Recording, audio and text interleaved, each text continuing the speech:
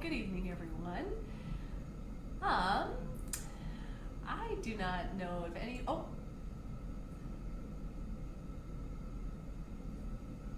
hello. Hi, everyone. I think that's up and running. Um, Actually, on time this time. Hopefully, technology will continue to cooperate. Thank you so much for being with me tonight. Sorry, we now have some viewers. We were at 0 for a few moments there, so thank you so much to everyone who's joined. It's a real pleasure to be with you tonight on such a rainy day.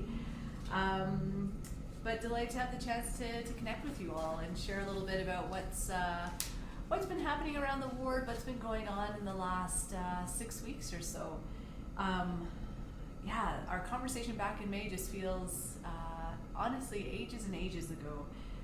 So it's great to have this chance to connect.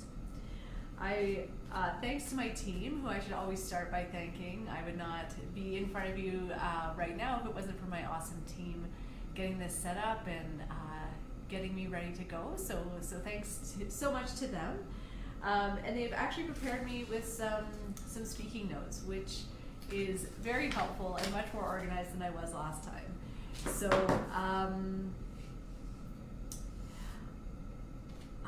would like to get started, I guess. So maybe just some reflections since the last time we connected in May.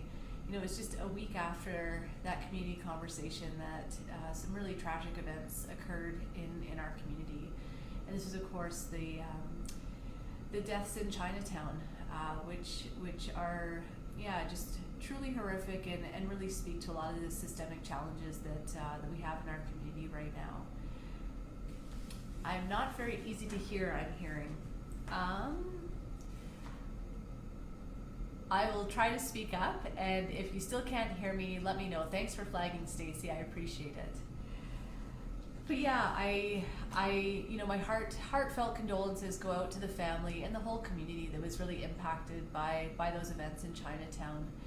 And I just want to express my gratitude both to the Chinatown community, who again under such pressure just remained so compassionate in their response, and to the whole ward that really came together to support that neighborhood. So thanks to everyone who's been showing your support and solidarity, and appreciate all the compassion that you've shown.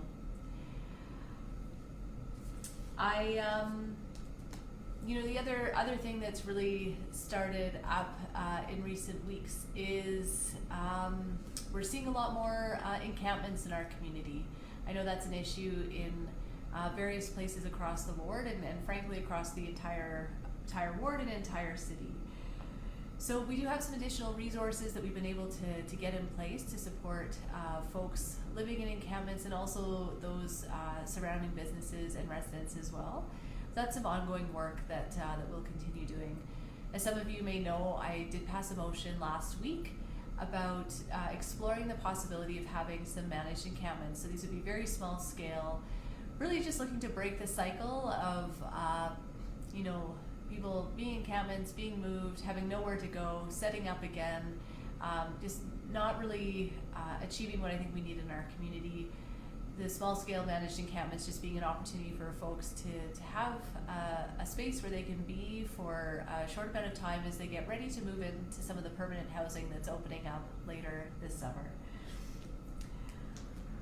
And so despite these challenges, and sorry, actually I should go back to really coming out of May, the incidents in May, we really started, it had already been a focus before, but really amping up the safety and security strategy for the downtown. So we now have a downtown and Chinatown safety plan that pulls together all the different resources that the city is putting towards this. So I encourage you to check that out. I have some information posted on my website that outlines that. It seems like it's still hard to hear me. So what should I do? Let me see if I can figure out my settings.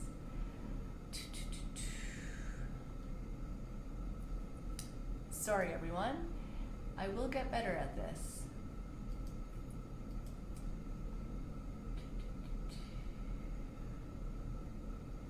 I really pause, can I? So I'm sorry that you have to watch me trying to figure this out.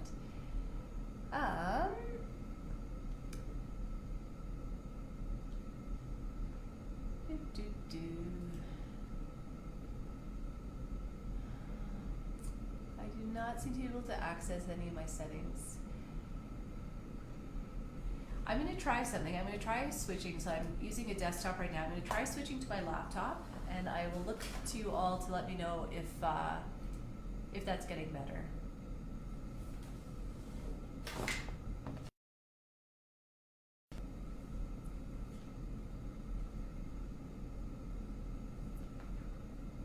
Hi, is that better, everyone? I'll just see if that's any good. I do not have earphones with the mic, unfortunately. That's actually something that I have been noticing that I need in the office, but I do not have that. So I've switched to the laptop. Does that help at all?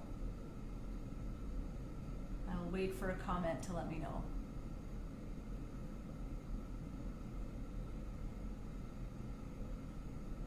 I'm not seeing any comments. Maybe I'll just keep okay.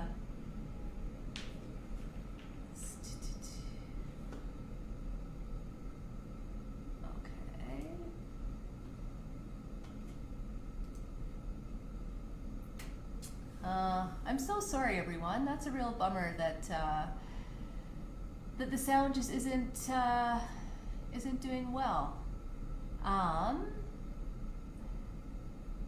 Yeah, I'm so sorry. I don't have any headphones.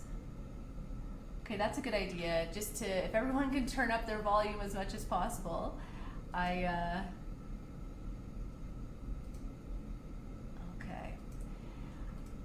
Yeah, actually, you know, just give me one more second. Let me see if I can. I'm gonna try one more thing. Oh, well, that's good. Someone can hear me well.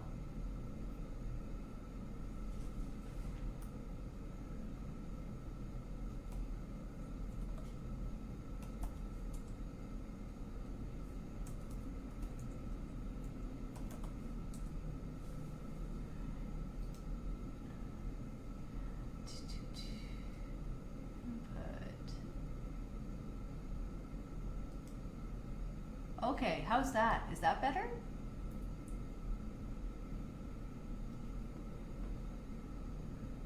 Yeah, for next month, thank you. I have a really nice, it's so funny, I have a great mic at home, and I should have brought that, but I was here because I thought that the sound, or the, you know, last time we had the glitch with the Wi-Fi? Anyway, first time, second time, we'll get it. Okay, thank you, Stacey, thanks everyone. Note to self for next time though, I'll bring my external mic and make sure that that's working well.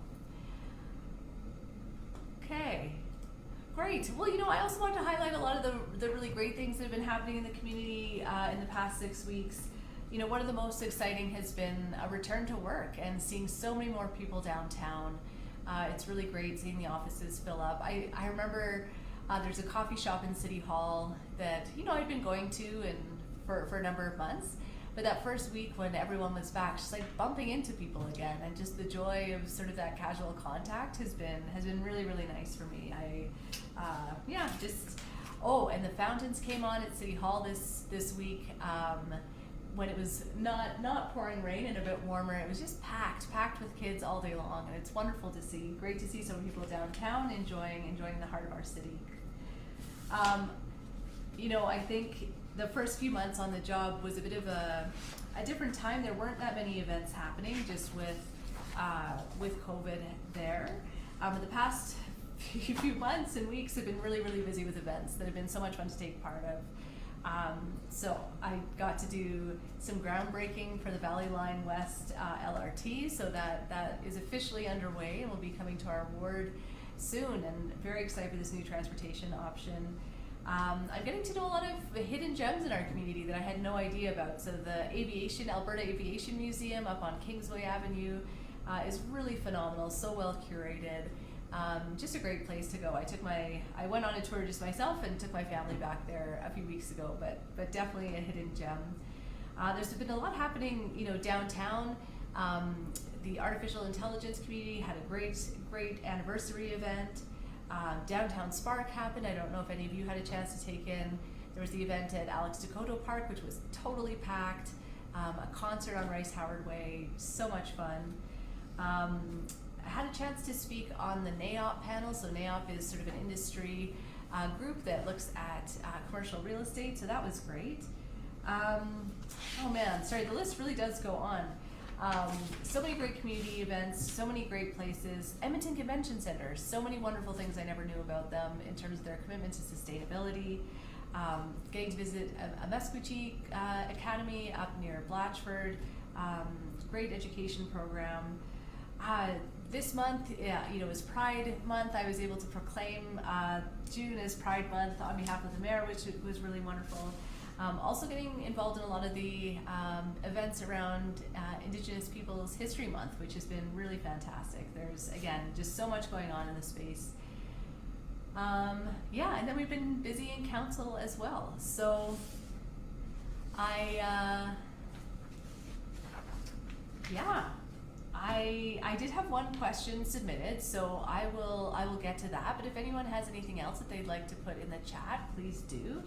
But the first question was really around the 102nd Avenue closure. So some of you may know, a few months ago I had moved a motion for city staff to look at potentially closing 102nd Avenue, which has been closed for the past, I believe, 3.5 years during LRT construction, and really seeing what that would look like if it stayed closed to vehicle traffic moving forward. So the question that came through is, why did I not honor sorry, my nose is very stuffy. Why did I not honor the democratic engagement process on 102nd Ave? It said you ignore the consensus supported by business and city administration and led what seemed to be an autocratic decision leading in a different direction. So it's a great question, fair question, and you're absolutely right. There was a lot of different opinions on 102nd Avenue. For me, the democratic process is, especially when it's a vote, when it's something like an election, there's a really direct way that people, cast their opinion, cast their votes. For me with 102nd Ave, with those types of decisions, it's a lot more about listening and, hearing what people are bringing forward, hearing what the concerns are, and just the diversity of voices. So yeah, I certainly heard concerns from some adjacent businesses, property owners, managers, concerns that, not having traffic on 102nd Avenue would, continue to create challenges for them in terms of accessing parkades, getting customers in. But I also heard so many members of the community who live downtown, who travel through downtown, who were really excited and really jazzed by this idea. So the great thing about the approach that we've taken is that we get a chance to test it out. So right now, we have not, as council, decided for a permanent closure. That's not currently what is on deck. But we'll have the summer to test it out to see what that feels like without vehicle traffic, and then make a decision about a permanent closure later in the fall. So again, I think one of my favorite things is just testing things out, seeing how they work, and what we learn along the way. So excited to explore that, and appreciated all the feedback that came through. I think we can look for ways to reflect the different opinions that came through with the final decision and what that looks like. So it could be something as simple as just seasonal closures potentially during the summer, looking at different operations that would see some vehicle access at certain times of the day potentially. Or maybe we will find that it's a really successful space just for bikes and pedestrians. That's the beauty of a pilot project, is getting to learn about those things. So I see Cody's, points out that, 102nd Avenue was the wrong choice. 104th Street would have been much better. And yeah, it's a great question. 104th Street is certainly one that's been closed down in the past, has been really successful at being animated. For me, the 102nd Avenue closure is absolutely, sort of forward thinking, looking at what it will be in the future. What I'm really excited by is actually that 102nd Avenue connection to, it's sort of like the spine of our downtown. There's this real opportunity for it to build out as a active transportation network with the trains, with the bikes, and the folks walking and rolling.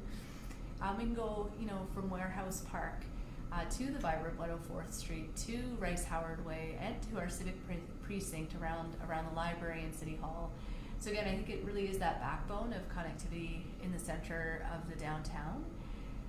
And I'm finding myself, I tend to travel through there on a fairly regular basis, and there's no, I think it's still technically closed for construction. The barriers are still up, so there's no sort of active activity that's happening there. But it is peaceful to be in a place in the core of our city where you don't have the sounds of traffic, and as a cyclist or pedestrian, not having to worry about those crossing points. So we'll definitely learn through the summer. So Average J asks if Camp Pickaway would have any influence on my motion for small-scale sanctioned encampment. So yes, I would say that the way in which that influenced me was thinking about what could be done differently so that it can reduce some of the impacts to surrounding community, and also make it a safer space for folks that are living there. So that's really where the small scale element comes from, is trying to keep it just more manageable. I think the smaller scale allows more awareness and understanding of who's in and out of the site, and can create some better safety there as well. And again, I think the bigger influence, though, I would say is just seeing the reality of our downtown streets right now, and again, that cycle of encampments going up and coming down and going up and coming down, how destructive that is for the individuals living in the encampment, and then again how it's not really helping the surrounding communities as well. I think some of the having some amenities on site for these encampments, such as washrooms, addiction support, that can really help mitigate some of the other impacts that we're seeing in the community. But again, it's not a perfect solution, and look forward to some really rigorous conversation when we get more information back at the beginning of July. From Samyan, great question. So asking whether for the safety plan, the city safety plan, will EPS, the interdisciplinary team, peace officers be trained in anti-oppression, trauma-informed, harm reduction-oriented safety practices? Yeah, absolutely great question, and I think that's a huge area of focus that we need to be doing in the coming weeks. So, the model that I'm really excited by is the pairing of the interdisciplinary team. So you have a city peace officer paired with an outreach worker from Bentero Traditional Healing Society. For the peace officer who's part of that partnership, they have to go through extensive training with Bentero that really does focus on that anti-oppression,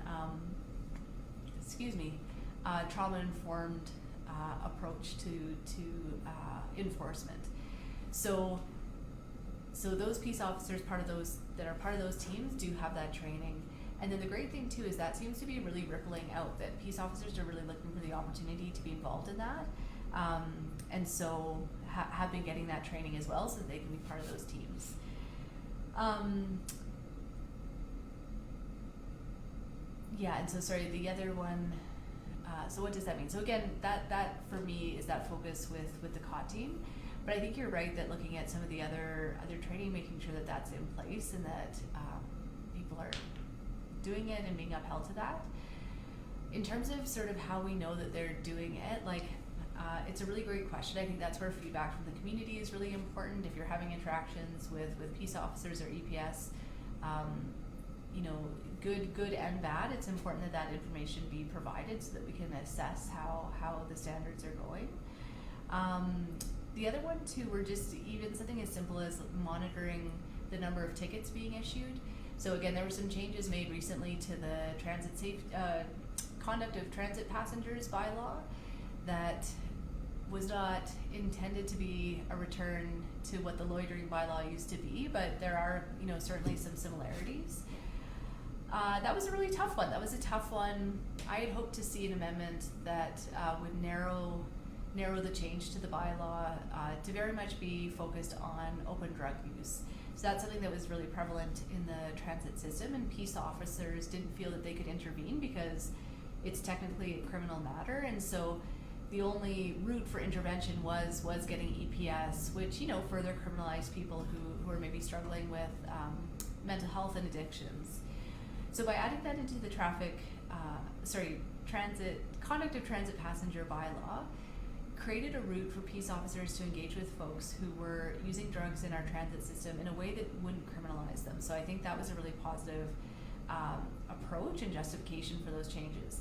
But at the same time, I think that we need to be monitoring very carefully what that means in terms of criminalizing other activity, like criminalizing poverty and people just being in different spaces. So I've asked for regular tracking of how many tickets are being issued under the new conduct bylaw. I saw a ticket being issued last night, so really curious to see what those numbers are. Again, I don't know what that ticket was for. It could have been something else on the LRT platform, but really wanting to watch those numbers closely to make sure that we're not returning to that kind of system where people are being penalized. But really appreciate the question. So just another question about the safety audit that will be delivered to the Chinatown BIA. Yeah, okay, so about the safety audit that will be delivered to the Chinatown BIA, can the audit be made available to community members, EPS, and the interdisciplinary team? BIA is not the only stakeholder, and they aren't the only ones accountable for the safety audit findings. Yeah, absolutely, I think that's a great point. Sharing that finding as widely as possible, I think it's a great idea, because there are so many groups that have a part to play, not only in safety, but in that area as well. Okay, so Cody is asking, am I aware that there's not much left downtown? How many more rows do you want to close before there's nothing left to go? Cyclists are small numbers. Yeah, so that's part of the work that we can do with the pilot closure of 102nd Avenue is just track the number of people who are using it, so cyclists and pedestrians. I think what was unique about this opportunity with 102nd Avenue is that it has been closed for the past 3.5 years, and with the next phase of West Valley Line construction starting as well, 102nd Avenue, you know, further west is also going to be pretty disrupted, to be honest, for traffic. So even if it were open to traffic, there's sort of very limited opportunity right now. So very fair point. I think that, you know, it goes both ways too, that we'll sort of track the cyclist and pedestrian usage this summer, or when it is officially opened as a shared use space. And at the same time too, I think that if it does open back up to vehicular traffic, sort of tracking the number of cars using it will also be really important. I think, you know, something that's important to keep in mind is, like, it was not designed to be a great vehicle experience in many ways. You know, there are lights at the intersections. People have to stop and wait at red lights.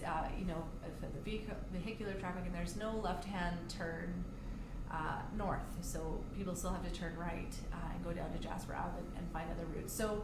So that to me was another compelling thing, is that vehicles would not have, it wasn't really a vehicle priority street designed to be that way anyway.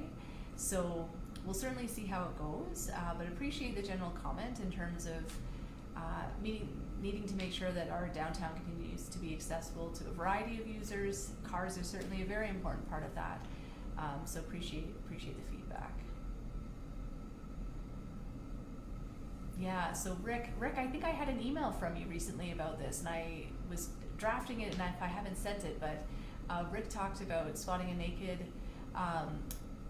person who is experiencing homelessness taking a bath by the Grierson Hill LRT substation, and, you know, really speaks to the problem of homelessness in our city. Like, yeah, absolutely. I think it's heartbreaking that, you know, our fellow Edmontonians don't have access to very basic amenities, like a place to shower, place to bathe, and meet their daily needs. So homelessness in our city right now is a huge crisis, to be honest.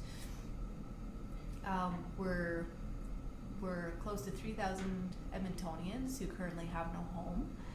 And that's heartbreaking. That's a really devastating statistic for our community for the individuals, absolutely, and then for our community as a whole. And I think this really speaks to, housing isn't just about the folks who need that housing, but it's for all of us. Our entire community is stronger when we all have our needs met. So I am really encouraged, later this summer there'll be 500 new units of permanent supportive housing opening, which is really phenomenal. I think that will go a very long way to start to address some of the challenges we see, and we need to continue investing at that same rate. So that was through some federal funding, the Rapid Housing Initiative, that helped those units come to be. But we can't let up. I think a lot of focus got put on housing and rapid housing during the pandemic, but with the pandemic waning to a certain extent, we have to make sure that support doesn't wane as well. We need to continue to invest and make sure that every Edmontonian has a place to call home. So, Jerry, I hope I'm pronouncing that correctly. Would like my reassurance that the city will make appropriate efforts to inform residents in our neighborhood of the pilot project. Oh yeah, for the bike lanes on 100th Avenue, yes. And that they make sure that they are made amply aware of the survey that will be available to them to add their comments. Absolutely. So, great question. This has certainly been on the front burner the past few weeks. So this is in reference to some proposed temporary pilot changes to Victoria Promenade on 100th Avenue. So between 117th Street and 121st Street. So what's being proposed right now is, right now there's that bike lane on the south side that's just a painted line and allows cyclists to travel sort of counter to the one-way street. Then there's the travel lane for the vehicles, and then parking, and then the sidewalk. So what's being proposed as a pilot is to put up some physical barriers for that existing south lane, bike lane that goes east, and then to add on the north side of the street a bike lane heading west that would also be protected. In doing that, we lose some parking. So there's about, I think I heard about 20 parking spaces that are lost to that north side. So, when I first looked at this, I just thought, oh my goodness, like can't we just build, the two-way bike lane on the south? That way you can have the bike lane, the two lanes, you can have the travel lane for the cars, then you can keep the parking. And that also reduces the conflict points for that western direction bike that, it doesn't have conflicts with the side streets and with the parkings as well. But after lots of conversation with city staff, it does seem like that the road width just doesn't quite accommodate all of that. So there will be a loss of some parking while the pilot is running. I did talk to city staff.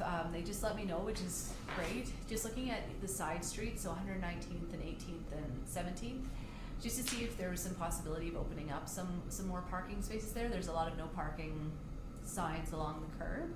So they were able to find 6 new parking stalls to open there, which I hope alleviates some of that pressure. But, the most important thing is that this is a pilot. This is a chance to learn. And as Jerry points out, it's an excellent opportunity for you to capture and provide your feedback. So, I think there was engagement done for this pilot, but I think a lot of people in surrounding, or the immediately adjacent buildings didn't feel that they had really been informed enough or had a chance to provide their input. And I think that's really fair. I think it's one of the challenges of doing engagement in Oliver, because so many of us live in condo buildings. You can't just drop things in people's mailbox. There's a bit more logistics. So I do have assurances from city staff that in the fall, when it's time to provide that feedback, that there will be ample opportunities to do that there'll be mail outs to the buildings, there'll be posters up, so lots of opportunities to be aware of those input options. And there's going to be more communications going out next week about the project, how you can get involved, how you can share your perspective. And again, I really encourage everyone to provide their feedback. and again, I know it will be disruptive. I know that some people will be impacted by this summer, but I think it's actually a great opportunity to test this out, to get a real sense of what it means for our community before anything permanent going in. So yeah, and I do ultimately support protected bike infrastructure. I think it's a great way to help people get around in a variety of ways. So I'm hopeful that we see some positive outcomes in terms of having that greater safety going west along Victoria Promenade, and also just more protection for that eastbound lane as well. And we'll learn throughout the process as well. So thank you for that. And don't apologize. It was a great question. I really appreciated it. So Cody asking why they need bike lanes on 100th Ave. Yeah, I mean, I would disagree that 102nd Avenue is underutilized. I think it gets quite busy. Definitely the Oliver Bond is well used, I think. On 100th Avenue, it's interesting. Like I usually take the 100th Avenue bike lane east of 109th Street. Like that's the route I usually take. And yeah, just in terms of the way our downtown is laid out, that traveling along that route is just sort of the clearest line, the most direct route to a lot of different places. We have so many people living along 100th Avenue and south of 100th Avenue, sort of in the Grandin area, along Victoria Promenade. So I think it's an important link. It's also, I mean, it's also beautiful. It's beautiful to go along the promenade and be able to overlook the river valley. So, oh, hi Sarah. Yes, the Macaulay renewal session is still going on. Okay, so she notes that the residents of 93rd Street between 107A Ave and 108 Ave have very real concerns about the impacts of changes to 92nd Street will have on the safety of our families. The project has indicated the design for this street is final, but I'm not sure what level of detail you have about this issue. But I'd like to know what you as our councillor can do to support residents to ensure our concerns are addressed. Yeah, thank you for that. So I know that 92nd Street came up in terms of people wanting to see some actual protected bike infrastructure there, just recognizing that it's a route to schools. So I'm not sure if that's what you're referring to in terms of like the lack of that facility being what you're concerned will cause problems. But what I would encourage you to do is if you could shoot me an email at ann.stevenson@edmonton.ca. I'll absolutely follow up with the project team directly and see what I can advocate for.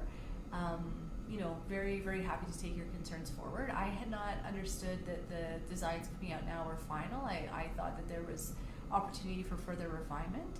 So I'll certainly follow up on that and see what we might be able to do. So if you can shoot me an email with those details and the specific concerns, I'll follow up on my end. Stacy has the good point that Facebook is not an appropriate forum for a conversation because people cannot actually speak. People also didn't know about this until yesterday afternoon. Sure, yeah. So Stacy would like to request a sit-down meeting in person for myself and other residents to discuss the 100th Avenue bike lane. Happy to do that. Yeah, why don't we, again, don't mean to be a broken record, but if you want to reach out to my office, happy to set something up. I'm just trying to think of a location we could do that in, but happy to do that. Appreciate the comment in terms of a heads up. I think we had put a save the date out a few weeks ago for tonight, but a good reminder to promote this when there are opportunities. Oh, or maybe you just got an email from me in the past couple of days that had the link to that. So fair enough. But yeah, happy to do that.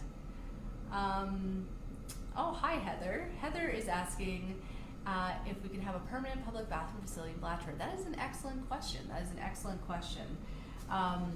And one I will take forward. So maybe I'll take a few moments to talk about Blatchford. A few hours ago I got to do the official ribbon cutting for the community, which seems sort of silly because Heather and others, other of Heather's neighbors have been living there for quite some time. But really excited to see what's going on there. I've talked to builders who are sold out until 2024. There's huge buzz. There's going to be 2 new Well, one's a condo building, one's going to be the very first rental building in Blatchford, so lots going on. But excellent point that public washrooms are a really critical piece of infrastructure. And at the time that Blatchford was being designed, I don't think that was really considered as an essential one. So I've got a monthly meeting with the team in Blatchford, and we'll definitely follow up to ask them about that. So thank you.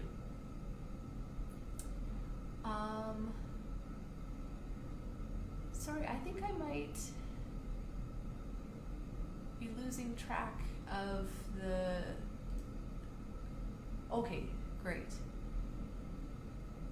Sorry, I think I missed some people at the, protected bike infrastructure will be very beneficial along Kingsway Avenue. Yeah, absolutely. So I believe that Kingsway Avenue is up for renewal, maybe in the next 4 years. So I think that's a great point and a great opportunity to potentially bring some bike infrastructure there.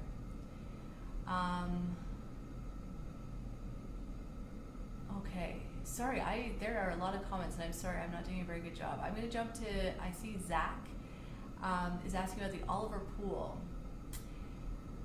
Yeah, really excellent question. So Zach asks, is there a way to establish a long-term funding formula so these pools don't get slated for demolition every other year? Yeah, it's a great question, and the answer is that there is going to be a comprehensive sort of asset management plan coming forward from city staff in the fall. And what that's really going to look to is provide, some definitive answers about the life cycle of these buildings. I agree. Right now, it sort of creates a lot of uncertainty when we don't commit to renewing and retaining a building, and instead it's just that yo-yo, like, it's going to be divested or sold off, and we save it at the last minute, back and forth. So I think the funding makes a lot of sense, and I think that's kind of how we're approaching our budget, is really saying, what are the capital investments we want to make, over the next 10-year horizon. We had a capital investment outlook that covers kind of the next 10 years, and then really focus on how we fund that over the 10 years.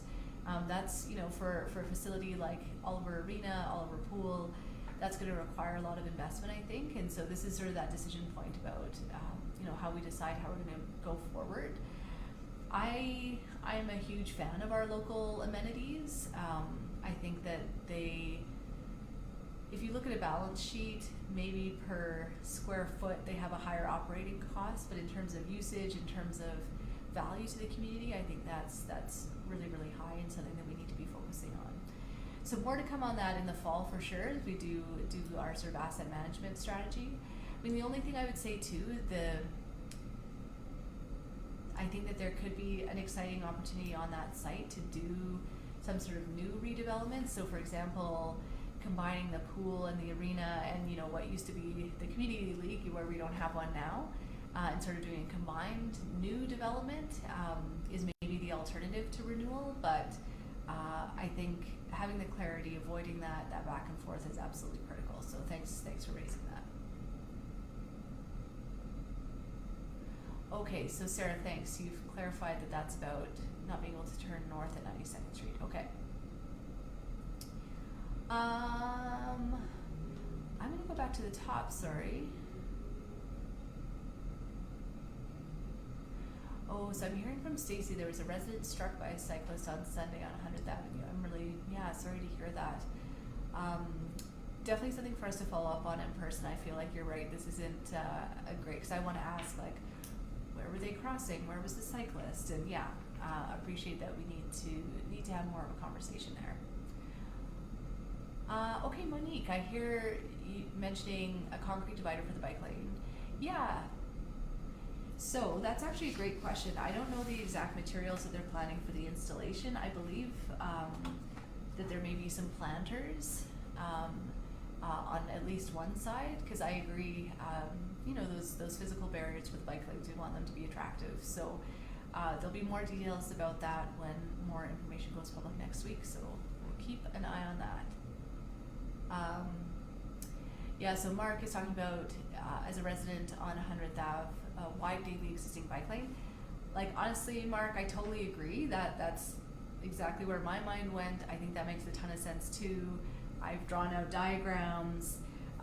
You know, there's some issues about what happens at Jasper Ave. Anyway, I think there's a lot of things that could be solved, but what I understand is sort of the sticking point is when people are coming from 118th and turning right onto Victoria Promenade, especially for some of the larger vehicles, when that southern bike lane gets extended, they just can't make that turn. So I have asked that this detail be provided. So city staff are really going to be demonstrating that physical limitation, because I agree. I think that would have been an ideal option. But again, as mentioned, that there are at least 6 new stalls that are going to be opened up, I think on 119th Street, so that eases some of it a bit, but I know how well that parking is used and how high demand it is, and just that it is fairly cut off in terms of, you know, the parking north of Jasper Ave is like street parking. It's not very well connected to that area. So definitely hear that concern. We'll see how it goes throughout the summer, and again, I really encourage you to flag that as we go along. Ryan, I'm gonna go.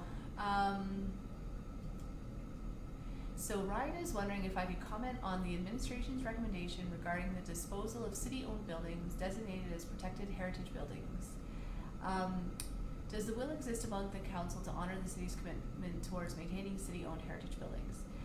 Yeah, excellent question. I mentioned earlier that that city staff are working on an asset management strategy, and part of that will absolutely be looking at the heritage resources. So there's a few pieces there. Like, I would say that council's commitment to heritage is very strong. Just this week we passed a new program that will allow heritage, and this is sort of non-residential, so commercial heritage buildings, not to pay property taxes as another incentive for people to maintain and uphold these buildings. I feel like, I think there's 2 questions. There's a commitment to heritage preservation, and there's a commitment to us owning those heritage assets. So the example I'm thinking of is Hangar 11 up in Blatchford. So that was a heritage asset that was owned by the city, and honestly it was in incredibly rough shape. It was crumbling.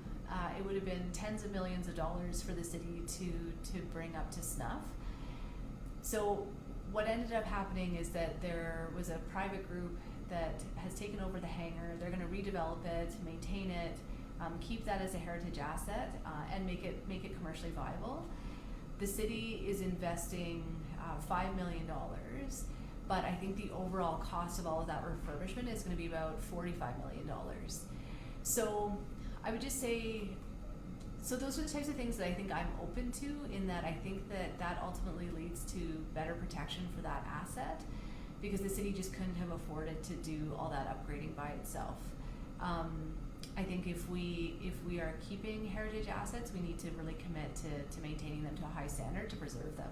So that's just the one tension I see, but as an overall point in terms of doing right by the heritage assets that we own, I think absolutely. I think if we do choose to dispose of them, it's ensuring that there's a plan in place that they retain their heritage standing and are preserved into the future. So thanks for that, Ryan, though. Great question. I'm just looking for folks that haven't had a chance to ask a question yet.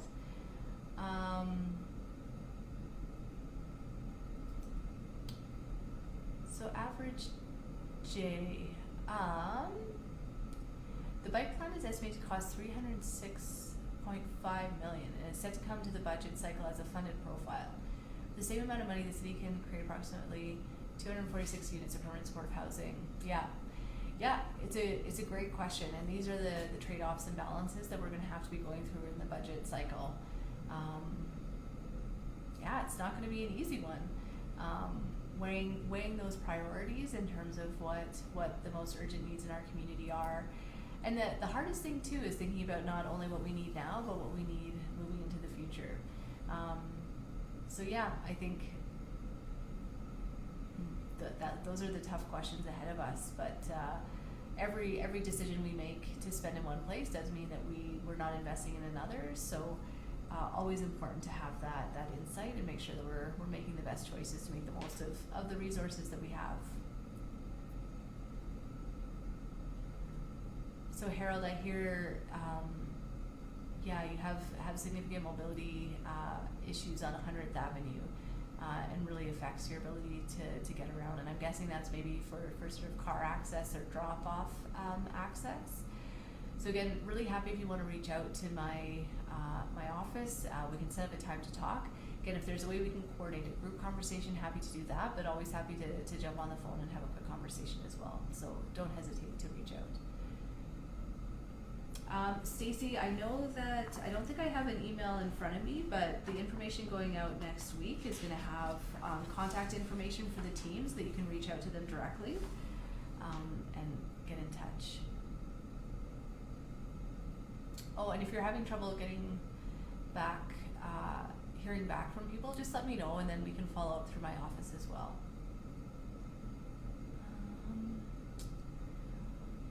Yeah, so Jerry's asking about liability. So who is legally liable if I hit a cyclist in the westbound bike lane, north side of 100th Avenue while I'm exiting my parkade up to 100th Avenue?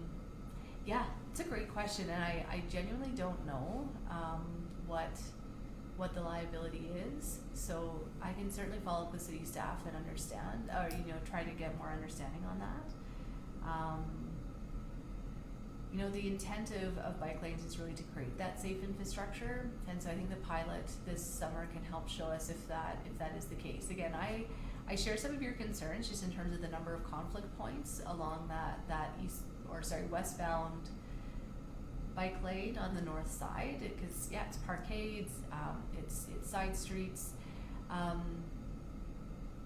That said, it's not totally unusual for our current bike network to have some of those conflict points as well. And I think over time, people become used to it. They know what to look for. They know how to be aware of what's happening.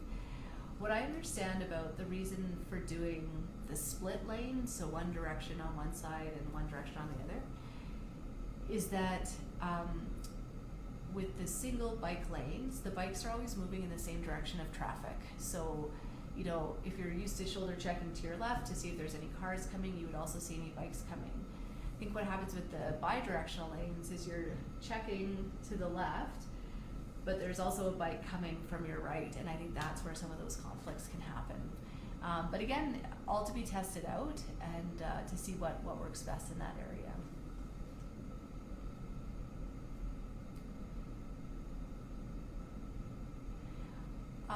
Thank you. My pleasure. Thanks for the questions. Great question, Cody, about the usage. So I don't have those numbers, and I don't know that the city, what the city does in terms of some of that counting. I know that there used to be really active counting for the downtown bike lanes. So I'll follow up and just see what folks are doing these days, what counts are happening. And even just see if there's going to be a count done as part of the pilot project. Well, that's a good point, Chris, just in terms of needing to be aware, always be aware of our surroundings when we're driving and looking out for pedestrians as well. And I think it's getting used to the different users of the road as well, so we know what to watch for. Great. Well, we're coming up to 8:30. I feel like I missed some questions at the top, so I'm just going to go back.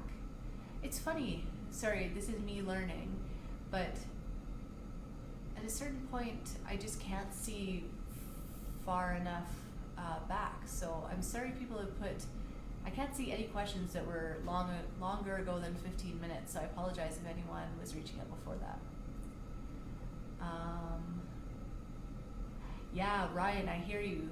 Hangar 14, I know. There's a report coming next week, actually, so I just want to make sure that has been released publicly, but that's going to be a great example of what we do in situations where we have a heritage asset and it needs significant investment. I love the Aviation Museum. It has such a soft spot in my heart, so I'm really hopeful we can come up with a good strategy for that. Cheryl mentioned, seeing a lot of bike users, pedestrians along 100th Ave. Yeah, it's definitely a busy place. It's been beautiful seeing how used it has been in the past couple of years. It's a beautiful spot that we have in our neighborhood. So Cynthia has asked, I've stated publicly that I had legal advice some time ago about my public discussions regarding the Edmonton Police Commission. I'm wondering what you were able to comment or share at this time about the recent code of conduct issues, complaints made against you. Yeah, thanks, Cynthia. I appreciate the question.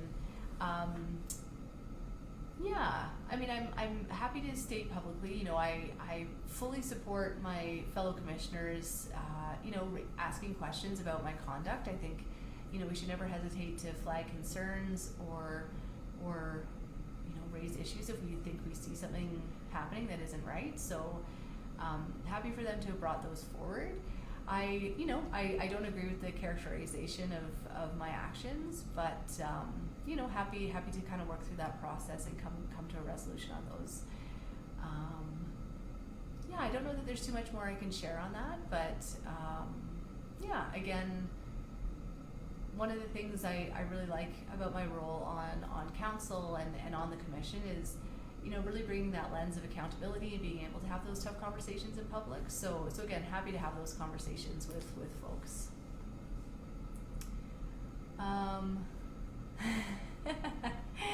Average J has offered me some softball questions and some really tough ones.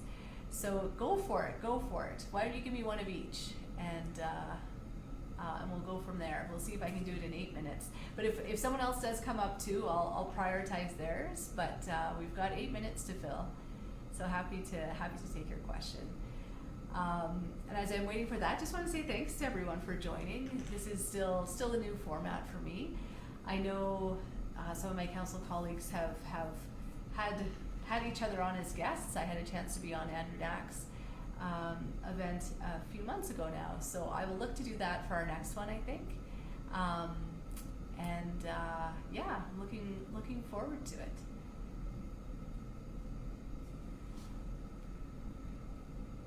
Yeah, it's a great point, Stacey. Just looking for ways that we can all win with these changes.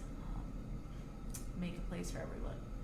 Ooh, sorry, my nose is still stuffy.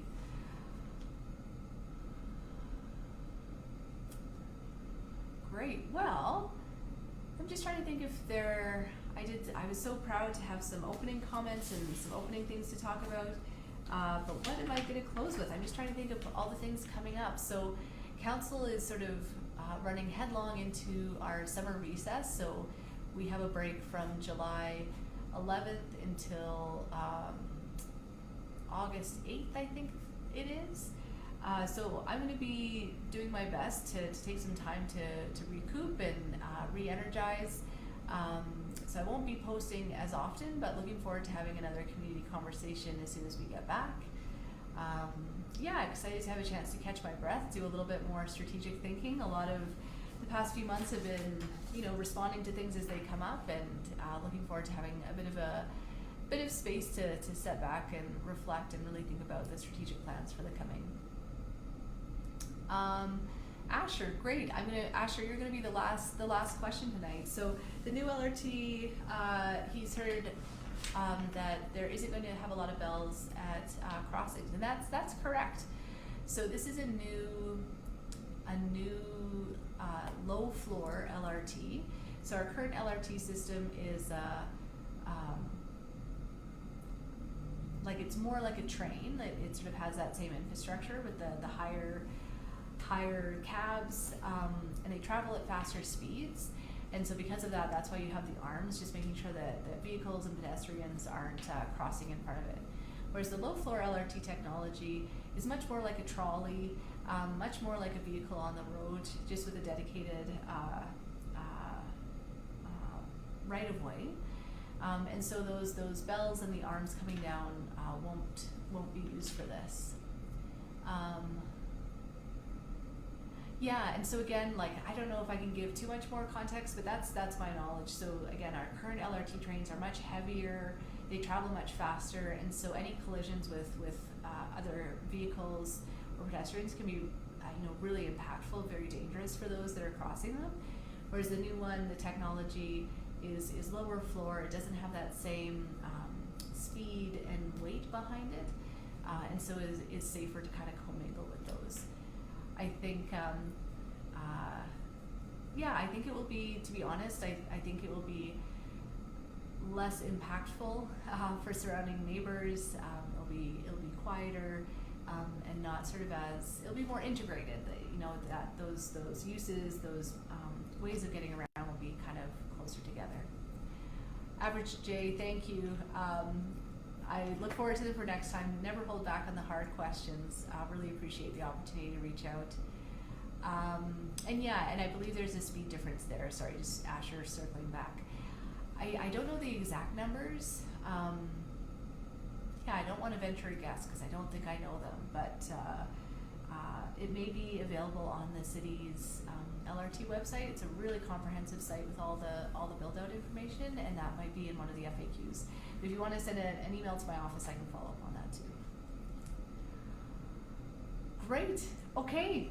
Well, I think with that, no, thank you so much. Thank you all so much for joining me. It was really nice to connect, and look forward to the next one.